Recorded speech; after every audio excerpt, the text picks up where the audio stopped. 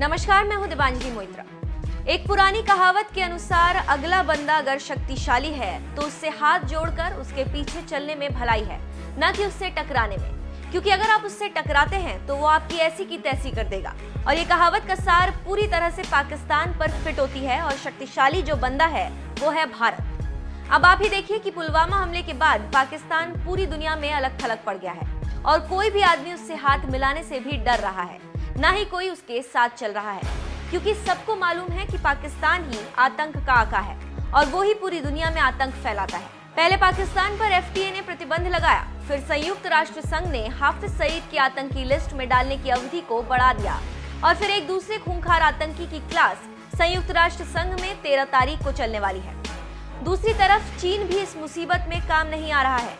14 फरवरी को पुलवामा आतंकी हमले के बाद से भारत और पाकिस्तान के बीच तनाव जारी है। हमले के बाद भारत की ओर से पाकिस्तान पर एयर स्ट्राइक समेत कई अन्य बड़े फैसले लिए गए। इसके तहत पाकिस्तान से मोस्ट फेवर्ड नेशन का दर्जा भी भारत ने छीन लिया, तो वहीं आयात शुल्क 200% तक बढ़ा दिया है। इन फैसलों की वजह से पाकिस्तान आर्थिक तंगी से जूझने लगा और पाकिस्तान की कमर टूट गई है। हालत ये हो गई है कि इमरान सरकार को अब अपनी सरकार विमानन कंपनी पाकिस्तान इंटरनेशनल एयरलाइंस और स्टील मिल्स समेत 48 कंपनियों को बेचने को मजबूर होना पड़ा। हम आपको बताते चले कि पीआईए और स्टील मिल्स का घाटा इस वक्त 60,000 करोड़ रुपए से ज्यादा हो गया है। यही वजह है कि पाकिस्तान अपने विमानन कंपनी को बेच रहा है। और जले पर नमक ये है कि पाकिस्तान सरकार द्वारा गठित समिति का कहना है कि पीआईए के 40,000 करोड़ रुपए के घाटे को देखते हुए इस राष्ट्रीय विमान सेवा को कोई खरीदना पसंद नहीं करेगा। मीडिया रिपोर्ट की माने तो 1.5 साल के भीतर 7 कंपनियों की बिक्री होगी। इन 7 कंपनियों में 2 प्राकृतिक गैस संयंत्र हवेली बहादुर शाह और बालू की ऊर्जा संयंत्र शामिल है। इसके अलावा स्टील मिल्स के निजीकरण के लिए चीन और रूस की 5 से 6 कंपनियों से बातचीत की जा रही है। इसे सार्वजनिक निजी भागीदारी पीपीपी के तहत बेचा जाएगा और हर साल उत्पादन क्षमता में 11 लाख से 35 लाख टन की बढ़ोतरी की जाएगी। सरकार कंपनियों को बेचने की प्रक्रिया को निजीकरण का हिस्सा बता रही है, लेकिन इसका अर्थ कुछ और ही है। हम आपको बता दें कि पाक सरकार पर लगभग इस वक्त 78.46 बिलियन डॉलर का बाहरी कर्ज है। ये कर्ज पाकिस्तान की जीडीपी का 28.3% है और इस पाकिस्तान के पास विदेशी मुद्रा में महज 8.2 बिलियन डॉलर की रकम है, जबकि सरकार का चालू खाता घाटा भी लगभग 8 बिलियन डॉलर के स्तर पर है। अगर इन आंकड़ों पर गौर करें तो पता चलता है कि पाकिस्तान कर्ज में किस कदर डूबा है। जो भी हो, पाकिस्तान की हालत इस वक्त बहुत ज्यादा खराब है और पाक आतंक और आतंकवादियों के संरक्षण में जुटा है। उसे ये समझ में नहीं आ रहा है कि जिसे वो पाल रहा है वो उसे तिल तिल करके मार रहे हैं। अब देखते हैं कि पाकिस्तान और इमरान खान को कब अकलाती है कि ये रास्ता गलत है और दुनिया सिर्फ और सिर्फ प्यार करती है और प्यार बांटती है। अगर आप प्यार और इंसानियत के दुश्मन होंगे तो आप अलग थलग पड़ जाएंगे।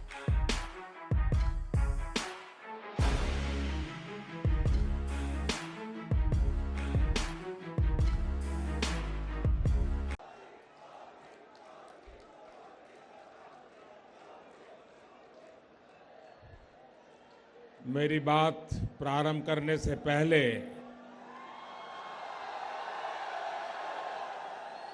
मैं 3 बार भारत माता की जय का जयकारा बुलवाऊंगा और मेरी आपसे आग्रह है कि दोनों हाथ ऊपर उठाकर मुट्ठी बंद करके पूरी ताकत से जयकारा बोलें, ताकि सीमा पर जो हमारा जवान खड़ा है उसको भी लगे कि नोएडा उसके साथ है, हिंदुस्तान उसके साथ है। मैं 3 बार जयकारा बुलवाऊंगा। पराक्रमी भारत के लिए भारत माता की, विजयी भारत के लिए भारत माता की, वीर जवानों के लिए भारत माता की। उत्तर प्रदेश के यशस्वी और लोकप्रिय मुख्यमंत्री श्रीमान योगी आदित्यनाथ जी, केंद्र में मंत्रिपरिषद के मेरे सहयोगी श्रीमान महेश शर्मा जी, और इस कार्यक्रम के साथ बिहार में बक्सर के लोग भी जुड़े हुए हैं और बक्सर में हमारे देश के ऊर्जा मंत्री श्रीमान R.K. सिंह जी, बक्सर में उपस्थित हमारे मंत्री श्रीमान अश्विनी चौबे जी, विधायक श्री तेजपाल नागर जी, विधायक पंकज सिंह जी, बहन बिमला सोलंकी जी, धीरेन्द्र सिंह जी, विजेंद्र सिंह जी और भारी संख्या में पधारे हुए ऊर्जावान भाई और बहनों, आपका जोश देखते ही बनता है। ये आपका उमंग, ये प्यार मेरी सर आंखों पर।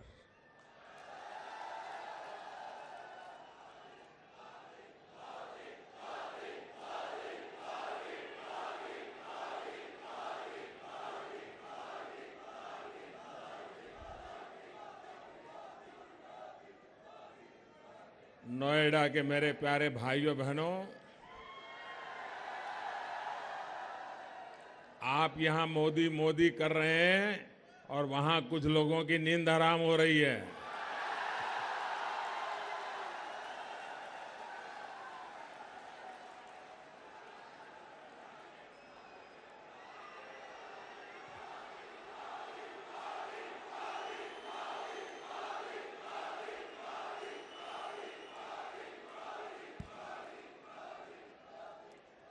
साथियों,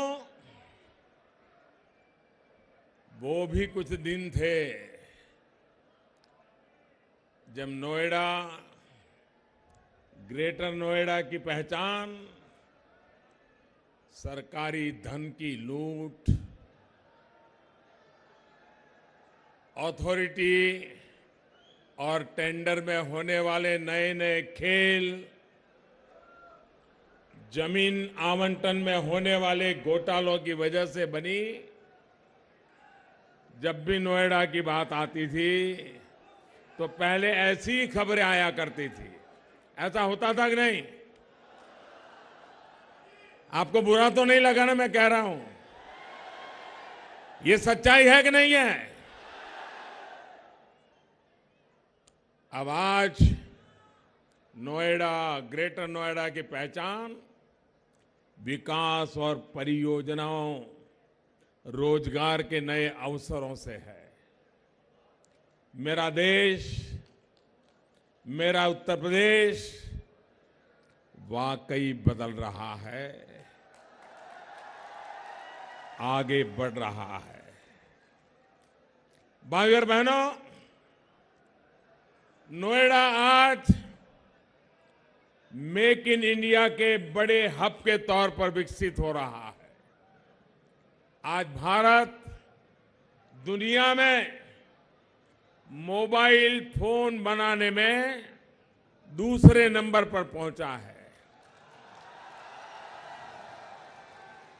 तो उसमें नोएडा की बहुत बड़ी भूमिका है। 2014 से पहले मोबाइल फोन बनाने वाली सिर्फ 2 फैक्ट्रियां देश में थी और आज करीब करीब 125 फैक्ट्रियां देश में मोबाइल फोन बना रही। कहां 2 और कहां 125। इसमें से बड़ी संख्या में फैक्ट्रियां हमारे इस नोएडा में है। मोबाइल के अलावा टीवी, फ्रिज जैसे दूसरे इलेक्ट्रॉनिक्स आइटम की भी अनेक कंपनियां यहां पर है। इन सभी ने युवा साथियों के लिए लाखों नए रोजगार के अवसर बनाए हैं। साथियों, आज मैं नोएडा में आप सभी के जीवन को आसान बनाने वाली परियोजना समर्पित करने के लिए आपके बीच मौजूद हूं। इसके साथ साथ पश्चिम उत्तर प्रदेश और बिहार को रोशन करने वाली महत्वपूर्ण परियोजनाओं को भी थोड़ी देर पहले शिलान्यास किया गया है। नोएडा सिटी सेंटर से नोएडा इलेक्ट्रॉनिक सेंटर तक चलने वाली मेट्रो के लिए मैं यहां के लोगों को बहुत बहुत बधाई देता हूं।